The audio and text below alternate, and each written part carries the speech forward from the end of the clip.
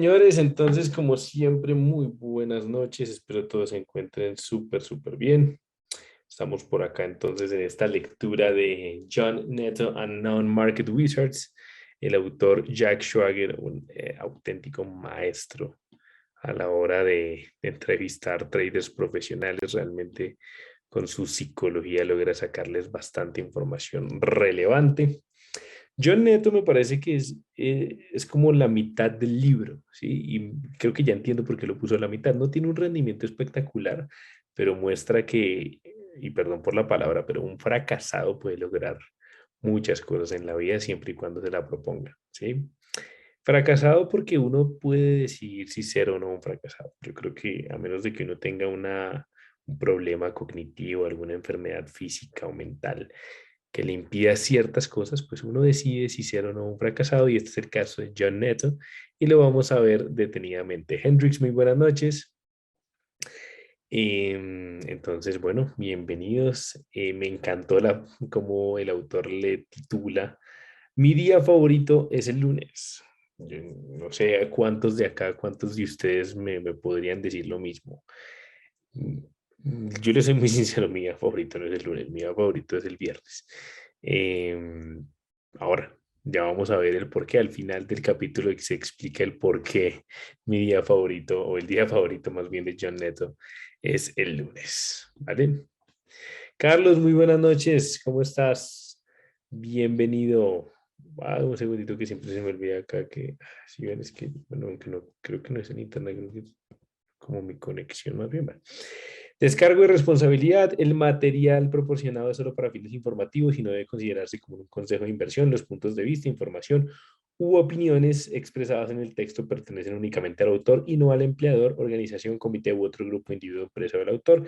Advertencia de alto riesgo. Los CFD son instrumentos complejos y conllevan un alto riesgo de perder dinero rápidamente debido al apalancamiento. El 71 y 61% de las cuentas de inversores minoristas pierden dinero al negociar CFDs con Tickmill UK Limitada y Tickmill Europe Limitada, respectivamente. Debe considerar si comprende cómo funcionan los CFDs y si puede permitirse asumir el alto riesgo de perder su dinero. Brian, muy buenas noches, un abrazo muy grande.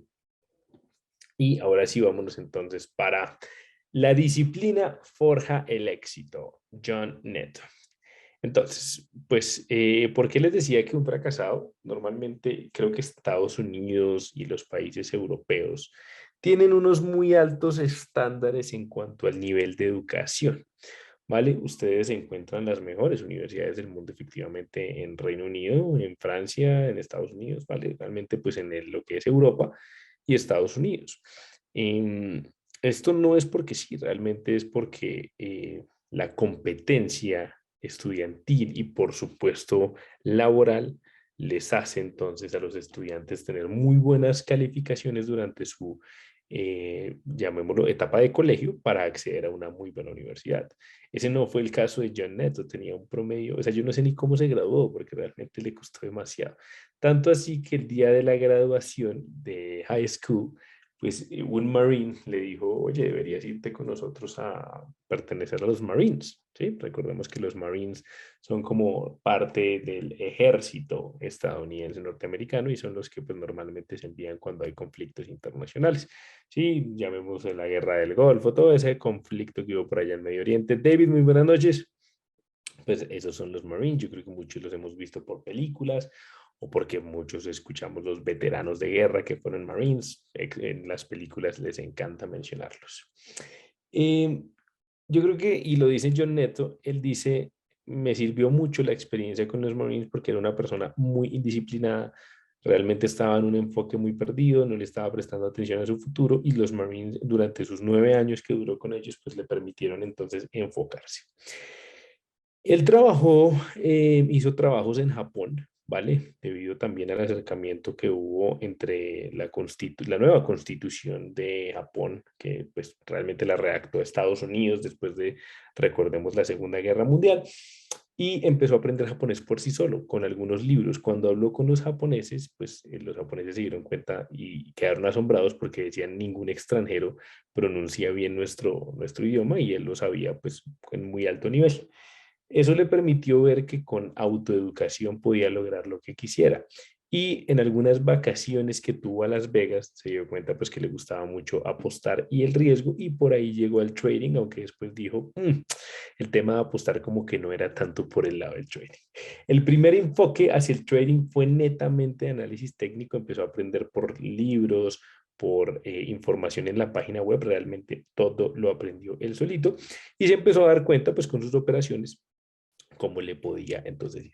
Con todo lo que ahorró en el servicio de los Marines, impuso una cuenta de $45,000, que en una semana llevó a 190,000 y que después la llevó como a 10,000. Realmente esto es algo muy común, ¿no? Su primera estrategia de análisis técnico le dio mucho dinero, después la perdió toda y me recuerda mucho a mí en cuanto a el peor trade o los peores trades, mi peor día de trading en la historia de mi carrera porque le pasó algo muy similar haciendo compras en el S&P. Lo sacaron en 6 stops consecutivos. Lo que pasa es que yo ese día perdí como 3,000 o $4,000. Él perdió más o menos 60,000. Entonces ahí está la pequeña diferencia, ¿no? Fíjense que John Neto no es un trader como los que hemos visto anteriormente de 300, 400% de rentabilidad anual, no. El retorno anual es de apenas un 42%. Pasó 9 años con los Marines y lo más importante es que los Marines le enseñaron fortaleza. Y esto, él dice que en el trading uno tiene que tener la fortaleza de que si tienes 4, 5, 6 stops consecutivos, pues querer aún dedicarte al trading. Ojo, no vayamos a malinterpretar esta afirmación. No es que tener 4 o 5 stop loss consecutivos sea lo ideal. Él decía, según mi estrategia, el primer trade de Standard Poor's lo debía haber tomado, pero los otros 5 no, fueron simplemente el miedo a recuperar lo que había perdido en ese primer trade. Si él se hubiera alejado de las pantallas, como me pasó igualito a mí con el índice de la bolsa de Japón en Nikkei, pues yo hubiera perdido $1,000 y listo, no hubiera pasado nada, el otro día los hubiera recuperado la siguiente semana o bueno, no sé, con alguna otra oportunidad. Pero tanto Neto como yo hicimos algo desastroso y fue volver a entrar y volver a entrar y volver a entrar. Entonces, fíjense que esa fortaleza le permitió decir, yo en ese momento realmente dije, pucha, yo de verdad, ¿será que sí quiero seguir haciendo esto? Fue una pérdida muy grande, había eliminado las ganancias de como casi un mes y realmente me critiqué mucho, mientras que John Neto dijo, ya estaba con esos años en los Marines preparado para esto. Historia del trade largo en las elecciones de Trump, que me pareció muy curioso y luego también al final de la presentación lo vamos a ver un poco más en detalle. Fue precisamente, él quería hacer un largo, porque vamos a ver que su estilo de trading se basa en la narrativa de las fundamentales.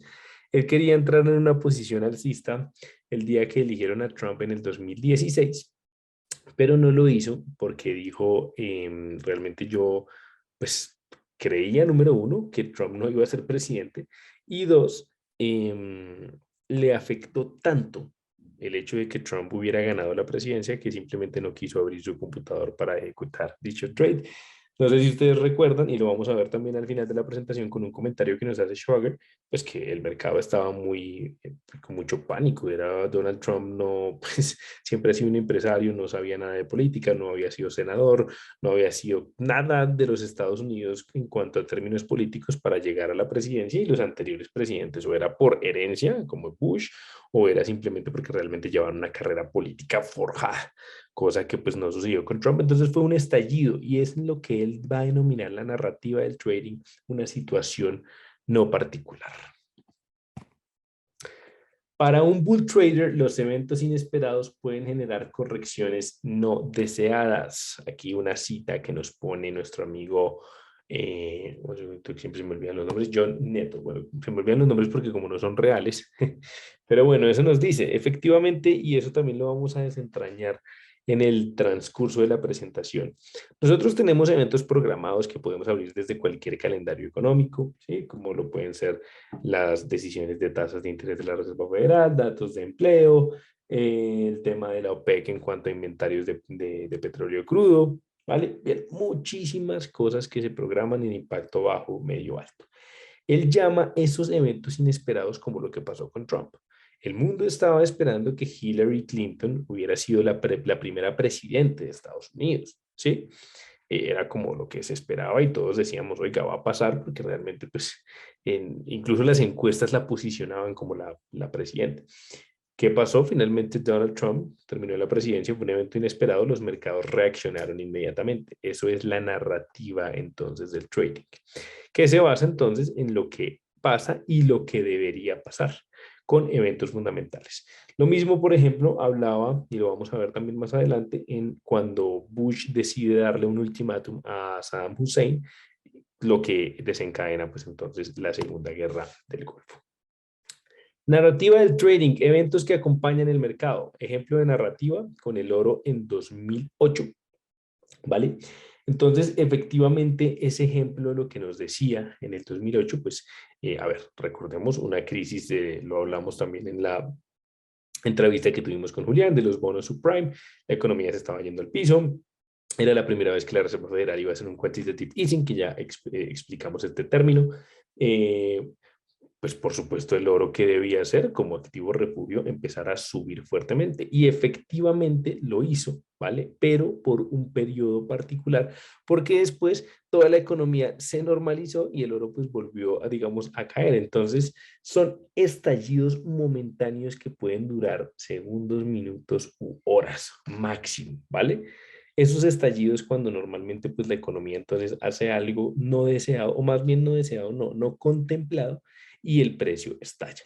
¿Qué pasó? Pues la gente se empezó a preocupar efectivamente por la deflación. Entonces, los primeros 4 meses, el oro, una subida impresionante, pero cuando la gente se preocupó por la deflación, pues entonces el precio cayó. Eso le mostró a John Nato que efectivamente su metodología estaba muy bien enfocada, pero debía entonces limitar el espacio temporal del trading.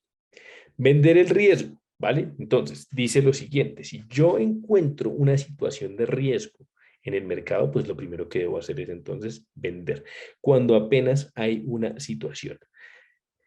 Narrativa sin planear, ejemplo, guerra comercial con China. Él pone un ejemplo de que, y me gusta mucho su estilo de oír las noticias, él no está con un canal CNBC o CNN, sino que las está escuchando. Y mientras las escuchaba, pues él estaba ahí en sus pantallas y nombraron el tema de una posible guerra comercial con China, un tweet que puso Trump, ¿vale? Antes de que siquiera uno se pudiera imaginar que efectivamente iba a haber una guerra, se iba a desencadenar un evento así, una guerra comercial, pues inmediatamente él vendió S&P y efectivamente llevó unos 74 ticks, lo cual es muy, muy bueno en horas. Después el mercado corrigió, pero él ya había tomado entonces una excelente posición. Vende con base en tweets que fueron narrados o dichos por una cadena, pues no era de televisión, realmente era un servicio pago que él tenía, hagan de cuenta, en Bloomberg, donde él estaba escuchando y ejecutando. Escuchaba entonces una página que leía tweets y noticias importantes para tomar el trade y a partir de esas noticias que empezó a ejecutar en sus trades, creó un software llamado MPACT que traduce Market Price Action, ¿listo? El precio acción del mercado con base en los fundamentales de dicha narrativa.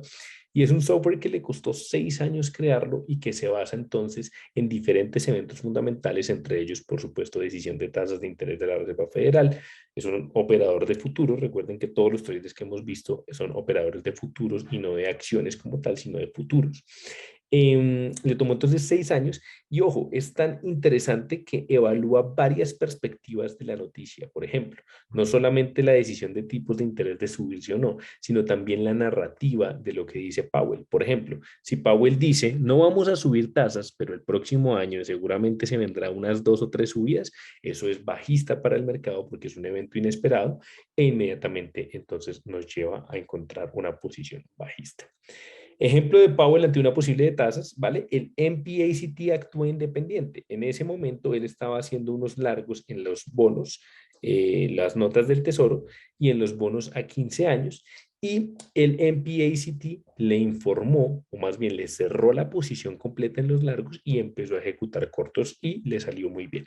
Precisamente porque el MPACT tenía en cuenta el discurso que se había dado en esos momentos, cosa que no tuvo, por ejemplo, en cuenta John Nato y que pues afectó, por supuesto, su posicionamiento en dicho trade.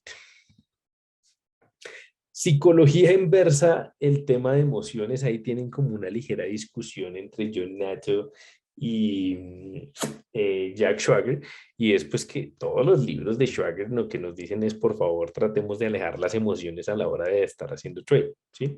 Y fíjense lo que él dice, Si compra oro en 1500 y sube a 1530, pensará, debo comprar más antes de que se dispare, pero inmediatamente irá a costar 1508. Si él decía, si yo me emociono cuando el precio va subiendo y compro más, el precio va a caer. Mientras que si mantiene un nerviosismo en su operativa, probablemente tenga éxito en acumular o añadir posiciones a su trade. Es algo a lo que le responde, pues Schwager, oiga, o sea, usted está contradiciendo toda mi información y él dice, no, no es que la contradiga, pero utilicemos esas emociones como un apalancamiento en el mercado. Y creo que tiene toda la razón. Si yo realmente estoy diciendo, oiga, este trade no puede fallar por nada del mundo porque va muy bien, pues tomo una posición realmente de, ¿por qué invertí tan poco? ¿Por qué le metí $100 y no le metí 1000? ¿Sí? Ahí mismo mi mente me lleva a muchas cosas, mientras que si me mantengo en un estado de nerviosismo, aunque eso suene poco negativo, pues al menos voy a decir, venga, si tomé esa posición con esos $100 porque estoy arriesgando un porcentaje de mi cuenta y no debería incrementarla. Ese nerviosismo me ayuda entonces a no perder el control durante el trading. Ojo, son dos maneras distintas de ver las emociones. La ausencia absoluta, que es imposible, ya lo hemos visto, eso realmente es imposible. Hay maneras de controlarlas, pero no de ausentarlas. O más bien, entonces, volverla una parte elemental, pero actuar según como nosotros lo veamos mejor. A él le funciona eso, pero ojo con esto. A mí que me funciona, por ejemplo, cuando yo ya tengo mi stop loss en break-even, cuando el trade ya alcanzó el 100% por ejemplo, de mi relación riesgo-beneficio, sí, de lo que yo llamo el uno a uno, pues entonces yo ya simplemente me despego de la pantalla y no me importa tanto lo que haga el trade. Vuelvo a verlo cada 5 o 6 horas, mientras el trade está, digamos, en ese espacio, entra y stop loss, pues estoy mucho más pendiente y con ganas de cerrarlo, con ganas de subir los stop loss. Sí, digamos que estoy en una situación como más tensa. ¿Qué debería hacer yo entonces?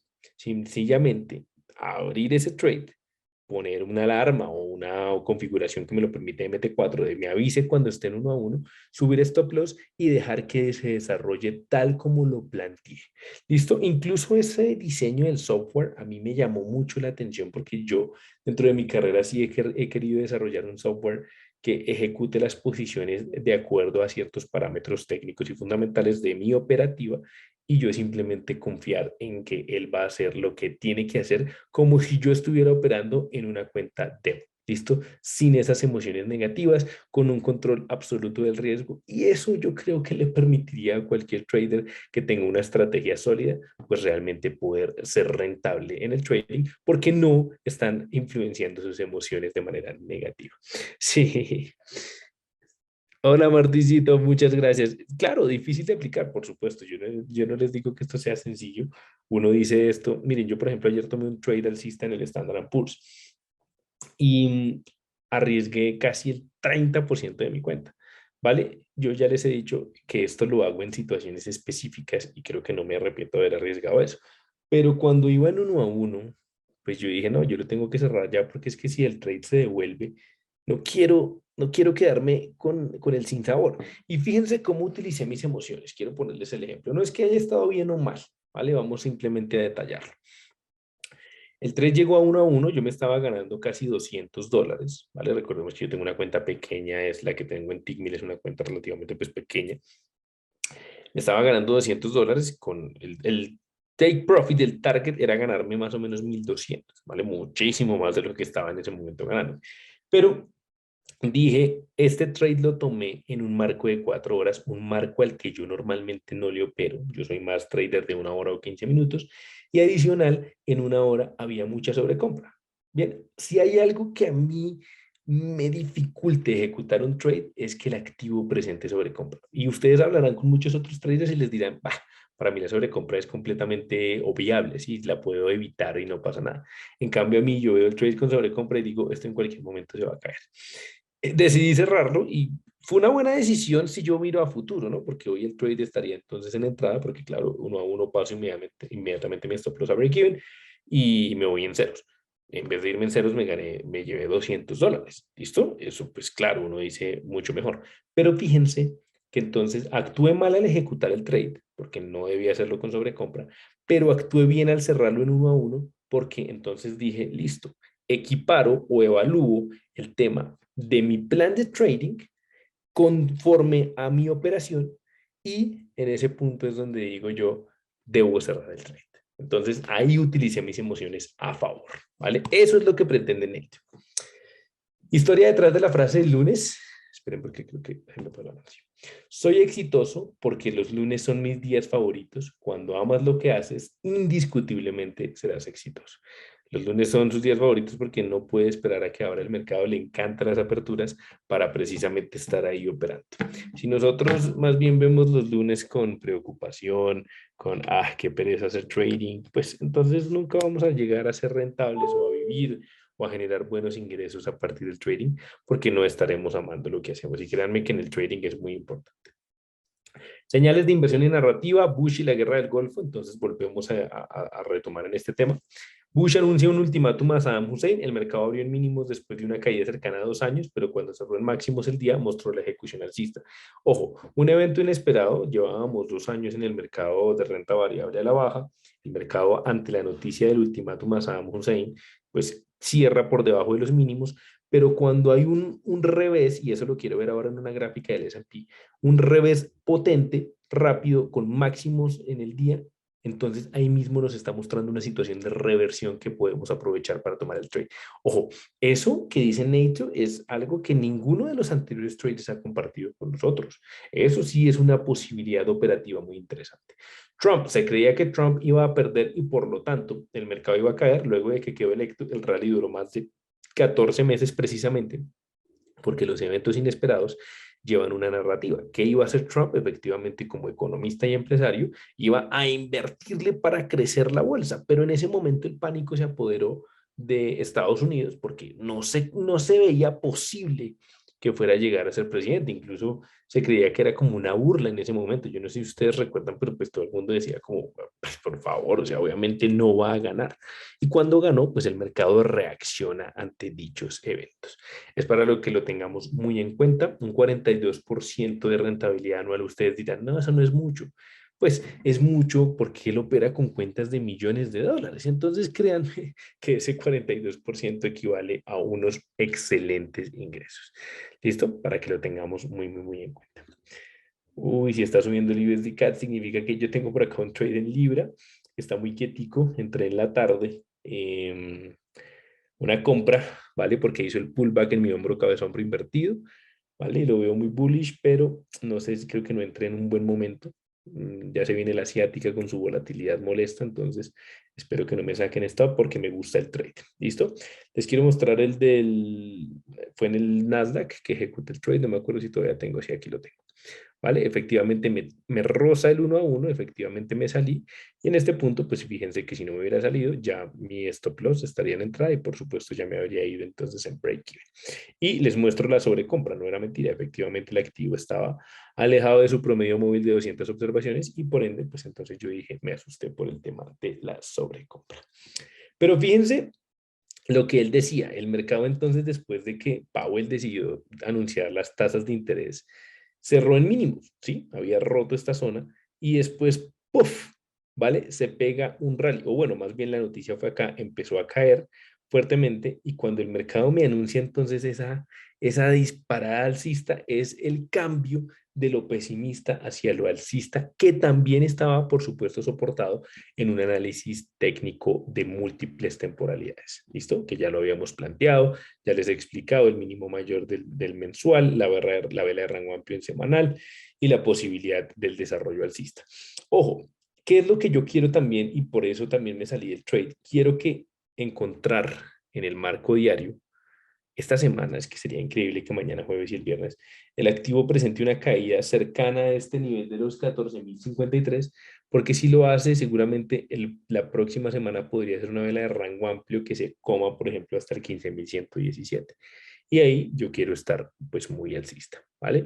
Entonces, efectivamente, de cada trader me llevo un aprendizaje muy, muy claro y de este creo que es el cierre en máximos después de un día pesimista. Me parece que efectivamente es una situación muy, muy bullish. ¿Listo? El oro, uff, el oro está muy bien. El oro está súper, súper, súper bien. Ojalá hiciera algún tipo de lateralidad y despegara en americana. Uf, sería hermoso. Sería fantástico, porque fíjense, yo estaba esperando, no, todavía no ha salido de esta zona. Vamos a ver, ojalá presente una lateralidad ahí en esos 1950, ¿vale? Y de pronto ahí sí le busco unas comprillas al oro, me gusta mucho. Voy a esperarlo, voy a estar muy pendiente. Lo mismo el WTI, pues nuevamente empezó al alza. Este sí me dolió no haberlo cogido, ¿no? Ese trade magnífico que presentó acá. Pero bueno, no lo tomé, ya sigue en el camino, pero fíjense por qué no he vuelto a entrar, porque el activo presenta sobrecompra. Entonces en esos momentos yo me siento muy estresado y tomo el trade con mucha preocupación y prefiero entonces evitar esas emociones negativas. ¿Listo? Quiero que miremos también un momentico el Bitcoin, a ver qué pasó. Ok, subiendo ya en los $43,000, no está mal. Está mal, 60,200, tiene buen espacio de subida. Luego miramos el Ethereum que me gustaba más. Lo que pasa es que Ethereum creo que también estaba presentando sobre compra. Creo que sí, este es el tema. Este es el por qué no he negociado. ¿Vale? Lo podemos ver efectivamente en la extensión alcista que ha presentado, no solamente contra su promedio móvil, sino también contra su línea de tendencia del marco de una hora. Euro australiano estaba también esperando una finalización en ese punto, pero no, por el contrario, siguió cayendo. Ya habría que esperar entonces a que llegara a este piso de H4 a ver si podemos comprarlo, pero por el momento el australiano está muy fuerte y el euro está demasiado débil. Entonces, aunque en cualquier momento se viene la corrección y ahí creo que nos dará entonces la entrada. Hay que estar muy pendientes de los pares mayores euro y australiano para pues aprovechar el trade que queremos buscar en euro australiano. O porque el DAX me había dado un patrón excelente de entrada. Menos mal no lo tomé porque fíjense, se hubiera abierto e inmediatamente stop loss. La lateralidad que presentó, impresionante, me gustaba bastante, mucho, mucho, mucho la lateralidad que estaba presentando el DAX en H4, pero pues efectivamente ya se dañó, entonces tenemos que esperar. Y como les comentaba, me gustan mucho más los americanos que el DAX, entonces por eso también como que me baso más bien en operar americanos que europeos. USD-CAT, sigo con la misma hipótesis, el mismo planteamiento. Si el activo vuelve por encima del 1.26.240, por encima de esa zona voy a buscar compras. Hay mucha gente que me está diciendo, pero ¿por qué no buscas ventas si ya rompió? No, lo quiero hacer porque el DXY está muy fuerte y siento que en cualquier punto el activo vuelve a retomar al alza, entonces quiero esperar, no, no me importa darle esa espera, ¿vale? Me parece que está igual bien, está en una situación horrible operativa, pero cuando vuelva a estar por encima, creo yo, es mi pensamiento, mi hipótesis es que va a tener un excelente desarrollo. Vamos a ver también si ocurre, ¿no? No tiene que ocurrir porque sí tiene, vamos a ver si el mercado me halla la razón. A ver, un segundito, les voy abriendo por acá TradingView y miramos rápidamente qué hizo el DXY y qué hizo el USD Cup, que siempre me gusta analizarlo. A ver qué ha hecho. Por ejemplo, el del USD Cup no he tenido como mucha información estos días. Esto está internet, pero creo que es raro. No sé si es el internet como tal. A ver, un segundito, ya les pongo el Trading View, que es que no me quería también acá cargar. Listo, DXY, ahí sí US Data. Que este es, sí, no, fíjense, es que está muy fuerte, ¿no? Sigue con mucha fortaleza y por eso es que le creo al USD CAT para compras, ¿listo? Miremos rápidamente IWM, ¿ok? Sigue estando en esa lateralidad hasta que nos salga, ya sabemos cuáles son las hipótesis y finalmente USD CAT.